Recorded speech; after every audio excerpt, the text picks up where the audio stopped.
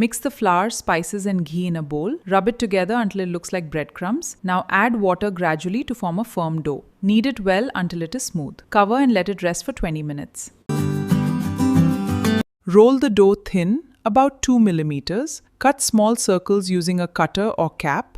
Fry on medium till golden and crisp. Drain on paper towels and let them cool completely. Soak the tamarind in warm water. Mash it well and strain the pulp.